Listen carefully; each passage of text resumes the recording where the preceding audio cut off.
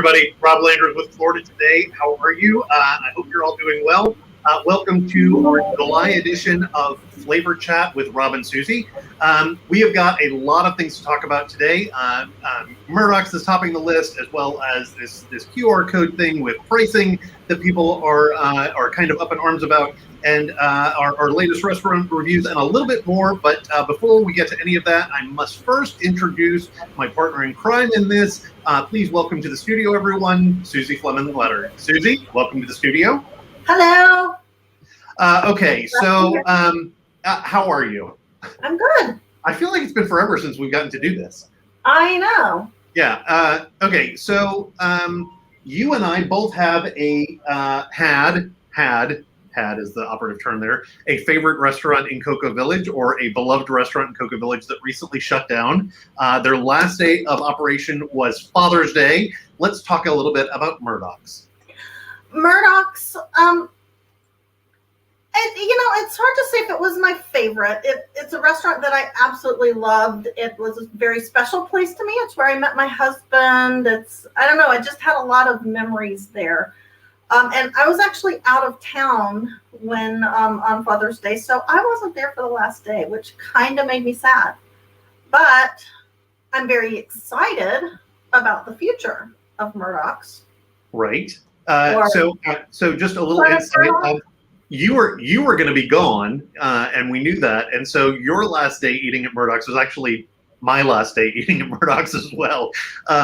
But for anybody that's tuning in and is just kind of questioning this, if you notice the empty shelves behind Suzy, she's moving. So that's why. Don't think that she's thinking cars. Just down the street. So back to Murdocks. They're closed, but they're not gone. Like the staff that we know and love, like Amelia and Jason and Nikki and all of the crew from Murdocks, will soon be moving into Tin Whiskey, correct? Correct. And have you driven by there? I have. It's where Norman's was for 50 years. I mean, Norman's was there forever. And Stevie Whitaker, the owner of Murdocks, has bought that building and has just completely transformed it. It's got a big patio. I mean, it's got this outdoor eating area that includes outdoor restrooms, and it's one of the cool things about it is it's an old cocoa building that has been there forever and has been kind of a meeting place for people in Cocoa for years. And Dixon Builders, that's a company that has been building houses in Cocoa, I think since like the 1800s, the late 1800s. I may have that a little bit wrong, but they've been building houses in Cocoa for generations, and they're the ones who are doing the bulk of the work on that building. So I just think that's kind of a cool story and kind of a cool bringing it all full circle. So you can see the building. I mean, obviously you were able to see Norman's off of 520, but when driving by, you can see the awnings and the amount of work that has gone in and the construction that's still happening. Our Amelia has told me that there are at least 3 bars going in. So if you were a fan of Murdocks and you enjoyed sitting at the bar talking to Carlito or Ashley, and you're going to have ample opportunity to do that again at Tin Whiskey. So I'm just excited for them to open, because for the past couple of nights it's been like we'll drive through Cocoa Village and just go because they're not there. And and I have eaten at Murdocks every Wednesday night for probably pretty close to the past 10 years. That's kind of, I don't know, that's almost embarrassing, but it's just, it's just kind of a habit. We started eating there on Wednesday nights after we ran with the Daddy Ultra Runs running group. And Daddy Ultra Runs has been gone for a while, but our tradition of running so we used to exercise and then go eat, and now we just go eat, but we don't burn the calories first. So for the past couple of Wednesday nights, it's actually been kind of fun, because we've been trying out not new, but places that we don't go to as much. Like one Wednesday we went and had appetizers and split a bottle of wine at Villa Palma. We went and had a burger at Pub Americana. We went to Ryan's. I mean, so we are kind of branching out. We went and had drinks at the Tulip. So, you know, we're going to go to Time Out. We're going to have a burger. We've been doing the same thing. We've gone to Kreiderman's, we've gone to Ryan's, we've gone to the Village Beer Garden.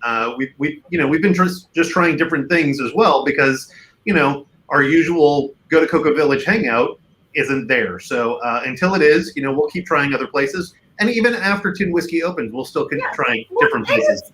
It's fun to rediscover, because these are places that we've gone. You know, they're not new places. We've gone and enjoyed them and we like them. But so it's been fun kind of rediscovering our little village and remembering why we liked some of the places that we don't go to as much. Okay, so moving beyond Murdocks and Cocoa Village, you had a story this week that that really caught a lot of people's attention. Some of it was like oh wow, I didn't know that was going on. Some of it was how dare they do this? What is going on with Charlie and Jake's and the chain of restaurants owned by those owners and the QR codes and their pricing? Well, it's a group of restaurants that are owned by it's Charlie and Jake's, Bunky's, and Masa, all in the Indian Harbor Beach area. And the two owners, Colin Jones and, oh my goodness, his name just went out of my lexicon, and Douglas Walker. They're the two owners of these restaurants, and they've been kind of forward thinking in a lot of things since they, you know, Bunky's and Charlie and Jake's have been there forever, so they are not the first owners, but they've been kind of doing things to, I don't know, just kind of modernize the restaurants a little bit that have been there for so long. And Charlie and Jake's, you know, moved across the street. It's no longer in the original location that it was in. So they have been kind of struggling, like a lot of restaurants, because food prices are just, I was going to read off some examples that I got. I had this at the right place, and now it's all messed up. Right. I think I was reading earlier that like they were talking about like the beef tenderloin was going from $9 to $11 a pound to now $16 to $18 a pound. And I talked with Stephanie Simpson, and she's been working for various food distributors in the area for 15 years. So she's pretty on top of the pricing of things. But she said like a 35-pound container of frying oil. That's a lot of oil.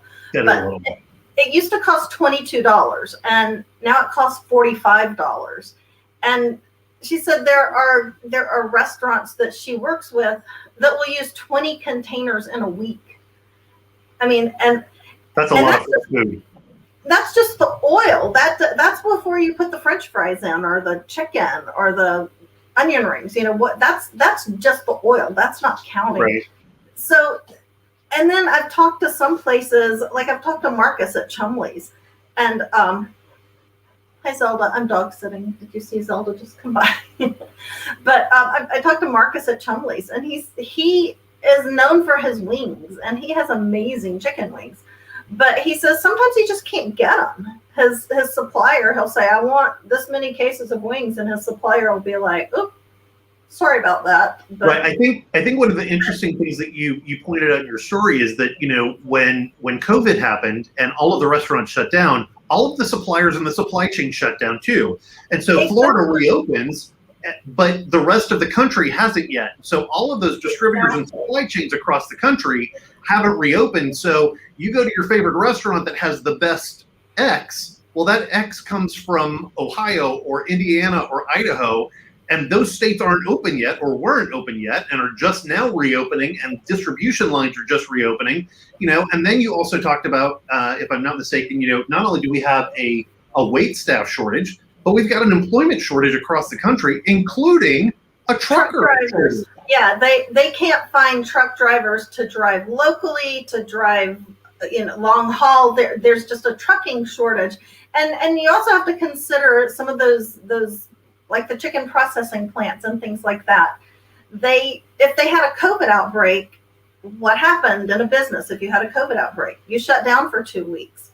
So even if everything else around you is up and operating, this one business is shut down for 2 weeks. And I mean, when I was sitting in Massa talking to Colin and Douglas gets a text message and he looks down and he just shakes his head and he's like, my supplier just said that they're out of ketchup. Because, these processing plants, you have to, there's a shortage of employees to pick the vegetables, to process the vegetables, to bottle the vegetables, to ship the vegetables. I mean, it's just,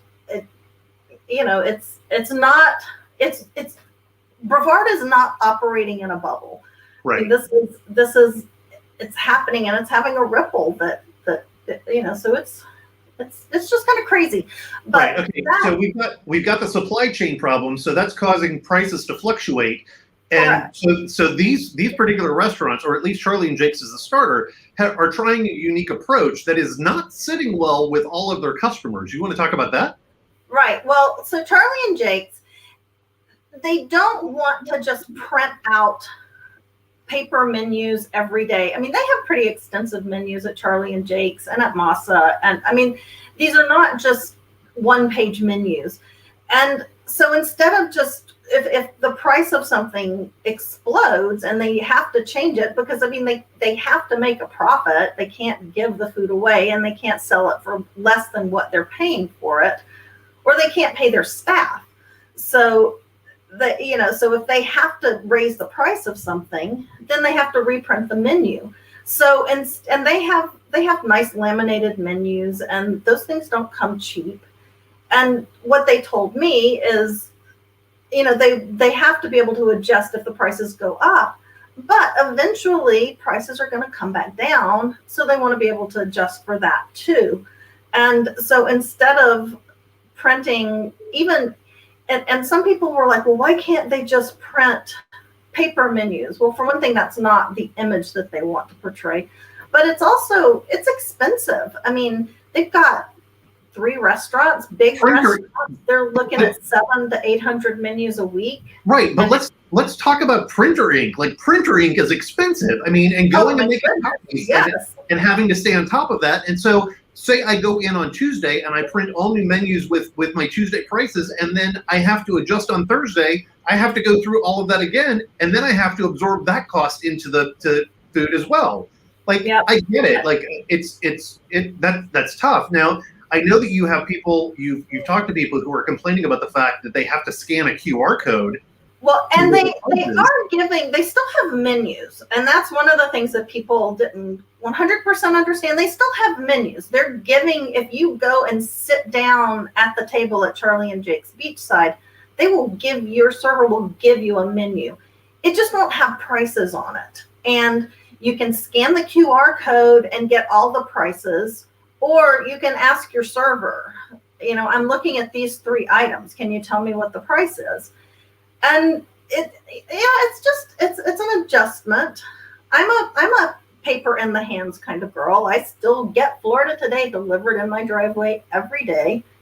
And so I get it. I want to hold a menu in my hand, but it's just, it just makes sense. I mean, who was I talking to? I was talking to one of my girlfriends. We were having dinner last night, and she says, well, it used to be called the ladies menu, because they used to give the gentleman the menu with the prices and give the lady the menu with no prices. So the lady wouldn't feel like she had to make her food decisions based on the cost. And because it was considered gauche for a woman to know how much a gentleman was spending on their date.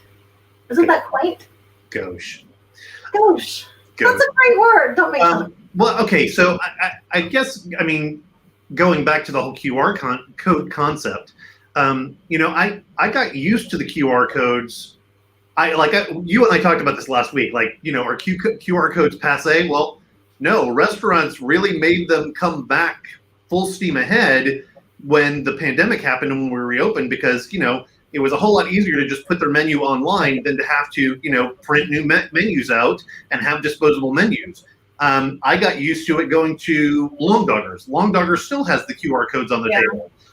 They still give you a menu if you want, but you can still scan the QR code. And I kind of wish I need to get myself more in the orientation of looking for the QR codes, because I have to admit, we went to lunch Saturday at Pacific Rim on Merritt Island. Such good sushi. Such good sushi. Really good sushi. Yeah. But they had a menu that was this big, and I didn't have my cheaters with me.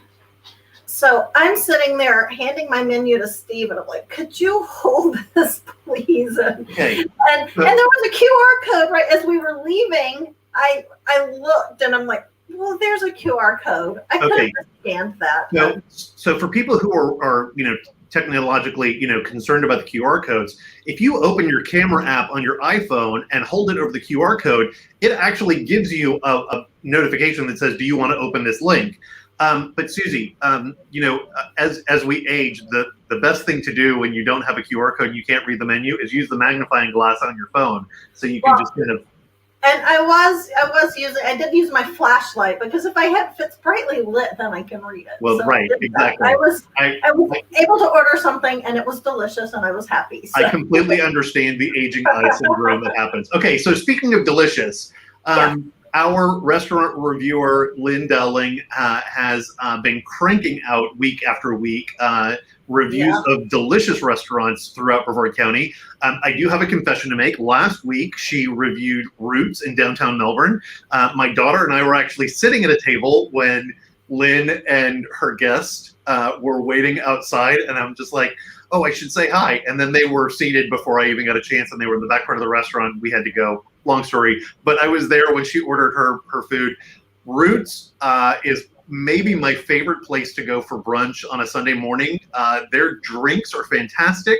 Their breakfast specials are fantastic, and they have this special dish called, I think it's like the morning after or the next day, something where they take like all of these ingredients that might have been left over from the day before, and they just kind of mix it into an omelet, and the only options you get are spicy or not. And then it could have chicken tenders in it, it could have catfish strips in it, it could have potatoes, whatever the chef wants to throw in there, he throws it in, and it's good. It's always good. But their mimosas, they have like this laundry list of mimosas that you can order, as well as sangria, and it's just great. And then I think this week was Tequila 21, Tequila Viente Uno. Is that right? I'm glad you said that, because I can't pronounce that. So, but yes, and it's on 524 in Cocoa, and Lynn really liked it. She says it's one of the best, Tex-Mex style restaurants that she's been to in Brevard County. So, well, goodness knows we've got enough of them. I mean, there are plenty. And I can't wait to try it. I think we posted, or she posted, a photo of the pineapple dish, and people are like, "Oh, that's the place in Indian Harbor Beach," or Senior Locos on O'Galley. And I thought the same thing, because I wasn't sure where she had gone, because I actually had that dish when I went to Senior Locos. Nope. It's in Cocoa, so I don't have to drive to O'Galley now to get that pineapple dish. I can get it in my own backyard, just north of me. So, but you know what I'm thinking, and maybe you could come with if you want. I'm kind of thinking, now that the Hotel Melby has opened, I'm thinking we might need to just go and spend the night there, and then we can go to dinner, and we could go to Crush 11, and we can go to Iron Oak Post, and we could go to Chumley's, and.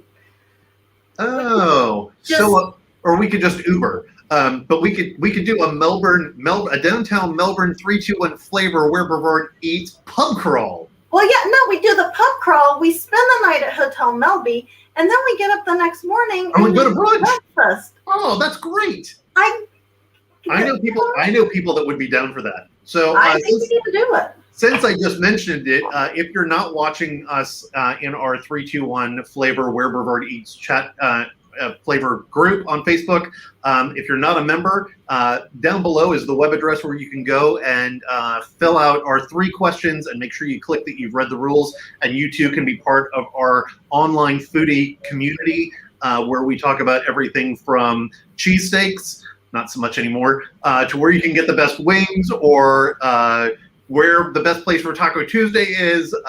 Any question you might have about 321 Flavor, it's more than likely been asked at some point. You can just search through all of those questions that have already been asked in the search bar at the top and get answers to all of our and all of Brevard's favorite dining spots. Or you and can ask again. You can ask again because your faithful admins don't mind if you ask again. We don't. We don't. Although there are some topics, I got to say, there are some topics that it's like, hey, I just did a search for this, and you can find all of that information here. And sometimes I'll do that just for new people who haven't asked a question before and might be a little nervous. And it's like, yeah, that's cool, but just so you know, here's a list of all of the posts that have come up on this topic so far. We do try and have some fun in there. So, yeah, we do. Okay, so we've talked about our restaurant reviews. If you're not a subscriber, those restaurant reviews are subscriber only. Sorry, so please, it's $1 for 6 months to subscribe to Florida Today. You get all of that great content. So throw us a buck, and you get the N on great places to eat in Brevard County, as well as restaurant inspections and a whole lot of other not food related content. Suzy, you're working on a column this Sunday. On yes. What is the topic again? Why I love summer in Florida. Yeah, you asked me that question earlier, or you said that to me earlier, and I just went. I love summer in Florida. Why? Well, give me one reason. Don't ruin your column. Just give me one reason.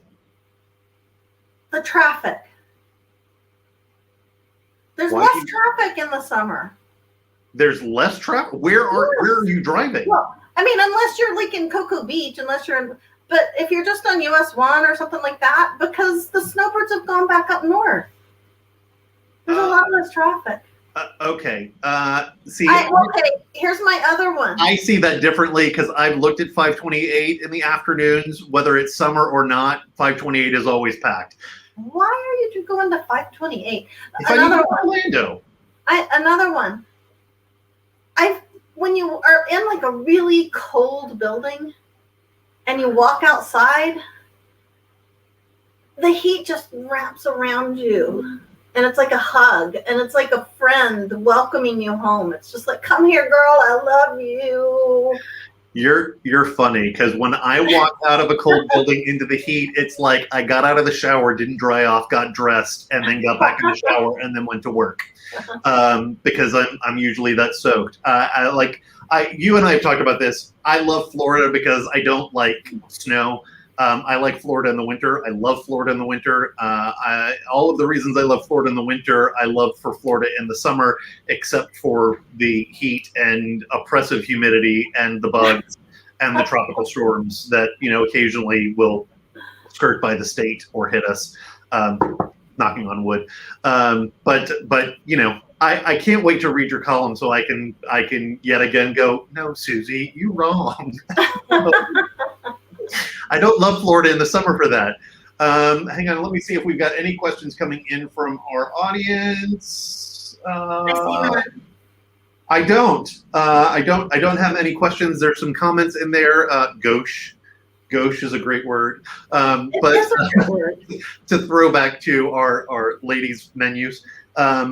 But Suzy, thank you so much for joining me today. We are at just about 25 minutes. I know that you've got to run because you've got a thing here coming up in about a half an hour. So I will let you run. And everyone, thank you for joining us today. If you have any questions or comments or concerns about Florida Today's food coverage, or you just want to shoot Suzy an email, you can do that at the email address that I have now put down on the bottom of the screen.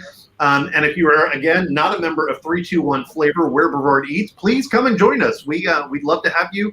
We love talking about food. And there are 3 admins in that group, but there are 20. We're going to hit 28,000 this week. And you could be one of those 28,000 if you're to join us. So come on and join us. And we'll be happy to have you. Anything else, Suzy? I think that's all. Okay. All right. Thanks, everybody, for joining us, and we'll see you next time. Thanks, Rob.